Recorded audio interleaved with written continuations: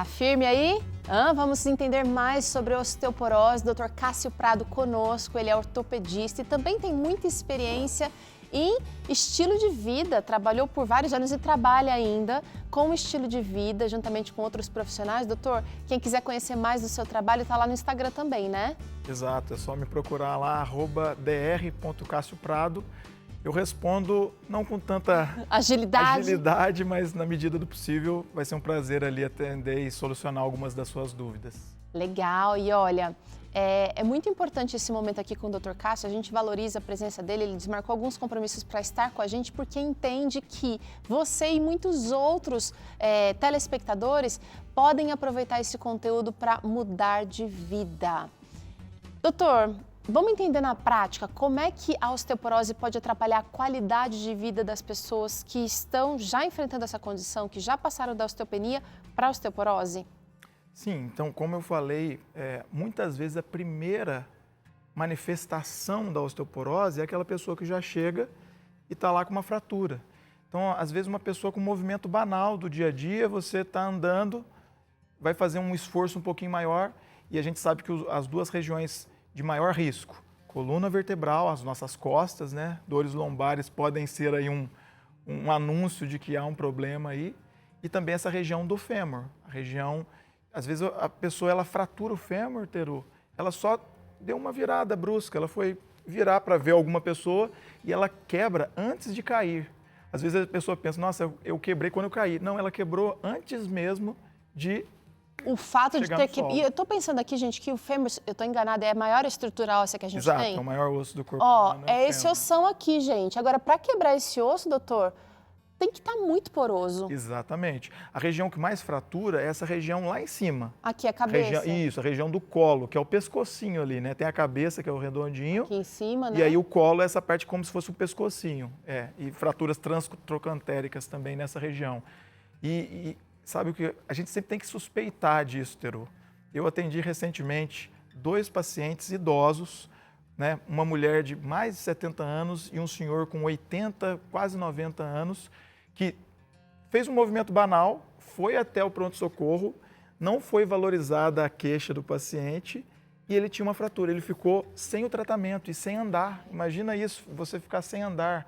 Você tem um risco maior de desenvolver aquelas escaras, aquelas feridas, desenvolver a pneumonia, algum problema cardiopulmonar. Você atrofia não só a parte muscular, mas tudo no seu organismo. Então é um risco muito grande. Agora vamos esclarecer uma coisa aqui. Enquanto está desse jeito, ó, tá poroso, mas está inteiro, o paciente provavelmente não vai sentir dor. Não. Mas fraturou, ele vai sentir dor. Exatamente. É a dor de fratura mesmo, Exatamente. Aquela dor forte, doutor. É uma dor forte. E às vezes ele pode não valorizar, mesmo os familiares às vezes não valorizam, porque pensam, nossa, foi uma coisa tão banal, algo tão simples, e aí vão às vezes ao pronto-socorro, não chegam a ter uma consulta com o ortopedista, passam com um clínico, e aí está aquela fratura que não saiu do lugar, quebrou, mas ficou no lugar. E aí quando se movimenta um pouquinho mais, que ela desvia. E aí essa pessoa, os parentes e os pacientes vêm, porque é aquela dor que não está melhorando, né? Passa já 4 semanas e ele na cadeira de rodas. Imagina isso, essa situação, né? Qual é o risco de ficar com tanto tempo com algo que está ruim, que está fraturado? Vou trazer aqui de novo a imagem, gente, porque a imagem ajuda a gente a mentalizar. Você que cuida de alguém, você que convive com alguém com problemas. Então, de repente, fraturou, mas está assim, a gente não saiu do lugar, como o doutor falou aqui, que isso vai acontecer conforme a gente vai se movimentando. Exato. E se está com dor, o paciente normalmente vai ficar mais quietinho, mais na cama, sem se mexer. E, às vezes, esse paciente, ele reclama de outras coisas tantas que quando vem mais essa queixa real, ele não é valorizado. Não é ouvido, exatamente. Qual é o problema de ficar tanto tempo com uma fratura assim, sem tratar, tratamento? Doutor? O problema é que os ossos longos, né, na medula do osso, a gente tem um monte de vasos sanguíneos e a gente tem uma gordura também, né? Essa gordura pode sair e formar trombos. Então, tem uma trombose e tem uma embolia pulmonar. Uma dessas gordurinhas vão lá naquelas células, naqueles vasos fininhos do pulmão, por exemplo, e dá uma embolia pulmonar. Ou às vezes vai naquele vaso fininho lá do cérebro e dá um AVC. Então, às vezes a pessoa tem um problema por conta de outro problema que não foi corretamente tratado e diagnosticado. Então, a gente tem que ter atenção, tem que valorizar a queixa das pessoas, com certeza. Tá, então A questão hereditária, ela será influenciar tanto assim, se você teve pais ou parentes muito próximos que tiveram osteoporose, será que eu também vou ter? Com certeza é algo que vai impactar, é um dos fatores de risco. Então, você que tem uma avó, uma mãe que já teve história de osteoporose, fique atenta para fazer os exames regularmente. Tá. A gente fala que mulheres que já têm um histórico grande pós a menopausa já precisam fazer a densitometria óssea. Também não precisa ficar repetindo todo ano, que às vezes eu tinha uma paciente que ela queria a cada 6 meses ficar repetindo. A gente sabe que a partir do momento que você inicia o tratamento, essa doença é reversível. Legal. Você pode passar de uma osteoporose para um osso normal, para uma osteopenia e para um osso normal, mas demanda tempo. Então, o tratamento, as mudanças de estilo de vida, após 2 anos, caso a gente repita a densitometria óssea, a gente já pode ver que tem uma melhora. Deixa o médico te ajudar, deixa ele ver aí de quando em quando você deve fazer essa checagem. É só a densitometria óssea que vai indicar se realmente está caminhando para a osteoporose, doutor? Isso, a gente fala que o padrão ouro, né, o melhor exame é a densitometria óssea, principalmente focado na coluna e no fêmur. São essas 2 regiões ali. E a gente tem alguns parâmetros ali que a pessoa é diagnosticada como osso com a densidade normal, com osteopenia ou osteoporose. Mas você pode ter a suspeita. Uma pessoa mais de 50 anos que tem uma fratura de fêmur ou tem uma fratura de corpo vertebral, a gente já tem que tratar como se ela fosse uma pessoa com osteoporose, antes mesmo de pedir o exame, porque às vezes demora a fazer o exame, né? Agora, para quem nunca fez o exame, doutora, densitometria, estou falando errado aqui, densitometria óssea, ela é feita com dor, é uma biópsia, por quê? Porque as pessoas precisam entender o que elas vão encarar para poder fazer, né? A densitometria óssea nada mais é que um raio-x, uma radiografia especial, é uma máquina muito similar, inclusive, não tem dor nenhuma, é um exame tranquilo, você deita, fica um pouquinho lá e já acabou. Quando você menos imagina, já acabou e é algo que vai poder te ajudar grandemente. Então, realmente é um exame que compensa, com a indicação médica, ser realizado. Bom, vamos conversar agora sobre coisas que nós podemos fazer para ficar longe da osteoporose, não importa a idade que você tenha. Nós sabemos que algumas coisinhas da nossa vida podem roubar cálcio, por exemplo, do que a gente está ingerindo, né? E nem é todo tipo de cálcio também que... Eu queria falar um pouquinho sobre isso, doutor, porque existe muita informação e a gente fica assim... Por exemplo, eu tenho que beber leite porque é de lá que vem meu cálcio. E essa recomendação médica, ela foi muito martelada aí nas últimas décadas. Sim. Agora está mudando um pouco, como se a ciência tivesse percebido que existe cálcio em outras fontes. Exato, a gente tem uma imensidade, né, de fontes aí de cálcio. Obviamente que os lácteos, né, os derivados do leite, eles são alimentos que são mais acessíveis ou foram mais acessíveis durante boa parte dos tempos.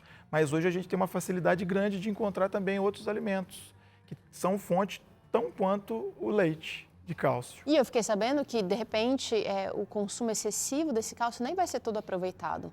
Exatamente. A gente fala que pessoas, homens, né, maiores de 50 anos, a gente fala que tem que ser ingerido 1.000 miligramas de cálcio por dia. Então, a gente faz as continhas, indo até um nutricionista, um nutrólogo, ele vai ver lá a sua dieta se você está tendo essa quantidade. Pessoas em grupos de risco, mulheres acima de 65, homens acima de 70, 1.200 miligramas por dia, essa ingestão. Tá? Então, a gente tem que ver com o nutricionista essas fontes, a quantidade que a gente pode estar ingerindo diariamente. Em algumas situações de privação, que você não tem a condição de ter esses alimentos, você pode fazer até a suplementação.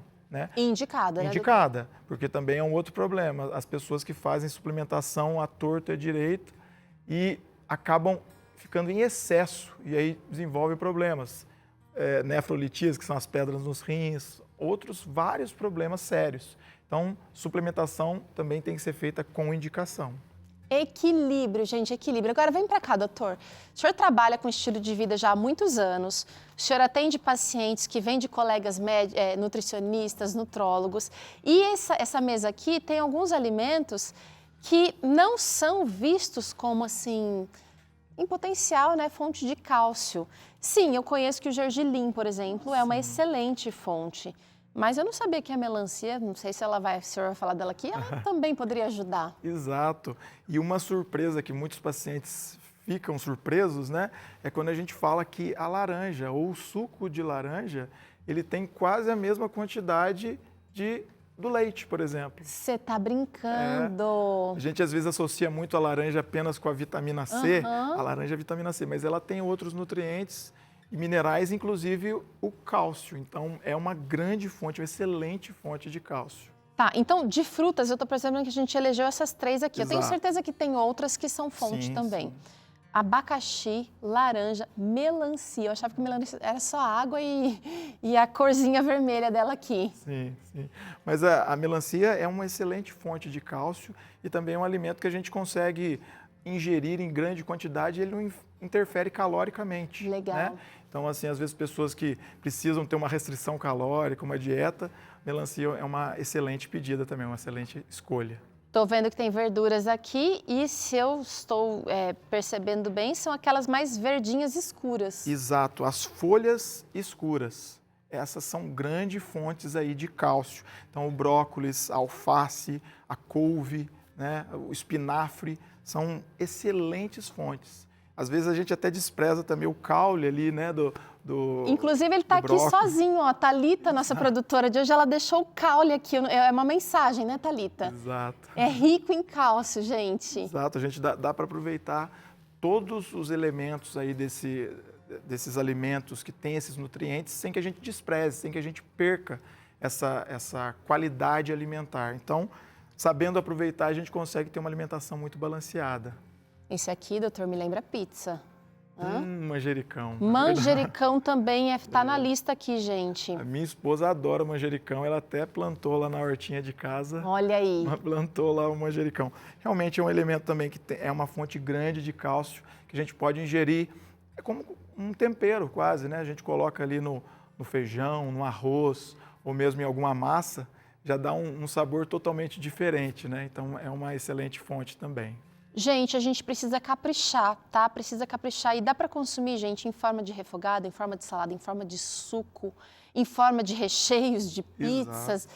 A gente vai ter um recheio aqui hoje que leva alguns desses ingredientes aqui, então é só preciso intenção para colocar isso aqui na nossa vida. Agora, as sementes, doutor, eu estou vendo aqui os feijões, alguns tipos, por exemplo, a soja é a campeã ainda? Exato, a soja, né, e os derivados da soja. O leite de soja, por exemplo, tem uma quantidade excelente de cálcio. Legal. Leite de soja é uma fonte excelente para essas pessoas, né, vegetarianas, pessoas ovo-lacto-vegetarianas mesmo, tem uma grande fonte aí. Não só a soja, o grão de bico também. E o tofu, que também é uma substância muito usada pelos nossos amigos lá asiáticos, lá de Okinawa, por exemplo, é um grande elemento rico em cálcio. O interessante dos grãos é que aqui a gente tem algumas castanhas, né, amêndoas, castanha de caju, mas a nossa castanha, que fora eles chamam castanha do Brasil, né, mas é a castanha do Pará, ela é uma excelente fonte também de cálcio que a gente pode utilizar, colocar no nosso dia a dia aí. Um outro elemento que eu queria ressaltar é no pão. Quem imaginaria, mas se a gente ingerir um pão integral, rico aí em grãos, gergelim, como você bem disse, a gente vai estar ingerindo uma quantidade suficiente, mais do que suficiente até, de cálcio. Então, a gente não precisaria de suplementar nesses casos, né? Olha que legal, quando a gente pensa que durante o dia, durante a semana, durante o mês, a gente vai consumir uma coleção aqui desses alimentos, pode ser que a gente esteja construindo, o doutor falou de tijolinhos aqui no começo do programa, né? A gente precisa de material para construir esse osso forte. Então, é a atividade física, é o cálcio, mas a gente tem proteína aqui também, doutor. Exato. Várias fontes de proteína que vão ajudar na formação de massa para a proteção dos ossos. Exato, a gente fala muito em sarcopenia, né? Sarcopenia é como se fosse a osteoporose, só que no músculo. Então, é aquela perda de massa muscular. E como a gente bem disse, está muito relacionado. Pessoas que têm pouca massa muscular têm uma densidade mineral óssea menor. Então, você tem que ter uma ingestão adequada proteica diariamente. Agora eu vou falar, doutor. Vem para cá, por favor, que tem mais uma última pergunta aqui, que é a seguinte. Falamos aqui de várias coisas da nossa vida que vão impactar na osteoporose ou não. E exercício físico, eu não posso deixar de falar. O senhor já falou da importância do exercício ali de resistência, né? Estrelinha ali para musculação, treinos funcionais, pilates, exercícios que vão fazer a gente criar essa musculatura. Mas aí eu estou pensando na junção das duas coisas, uma alimentação poderosa, como a que a gente viu aqui. E isso aqui é só um exemplo, né, doutor? Porque a gente tem que pensar no universo. Isso, exatamente. E também um erro, às vezes, comum é que a gente quer comer tudo num dia só, né? Não dá. Eu vou fazer todos esses elementos em apenas um dia. Não, você pode fracionar isso, né? E deixar, periodizar durante a semana, usar em vários momentos. Não precisa ser todos de uma vez.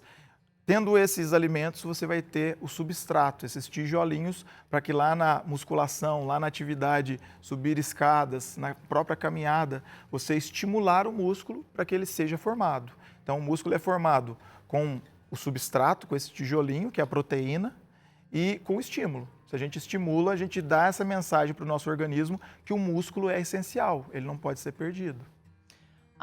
O doutor falou aqui, em alguns momentos, que a gente pode recuperar esse dano aqui, ósseo, e regenerar. Quanto tempo leva isso, doutor? E eu preciso de suplementação, eu preciso de medicamento, eu preciso dessa alimentação, do exercício físico, tudo junto? Eu acho que a melhor associação é você realmente investir nos hábitos de vida. Porque a gente não falou muito, mas a vitamina D é um outro elemento aí importantíssimo. Pode falar. Que a gente tem pela fonte solar. Agora imagina você fazendo uma caminhada pela manhã, após ter se alimentado, ou algumas pessoas preferem jejum, depois você vai se alimentar, mas fazendo já essa atividade, se expondo à luz solar, que vai te ajudar a produzir a vitamina D. Os dois principais elementos aí são o cálcio e a vitamina D. Se você tiver essa atividade ao ar livre, né, fazendo essa caminhada, muitas vezes você não vai precisar nem da suplementação, usar externamente, né? Um comprimido, uma pílula que tenha.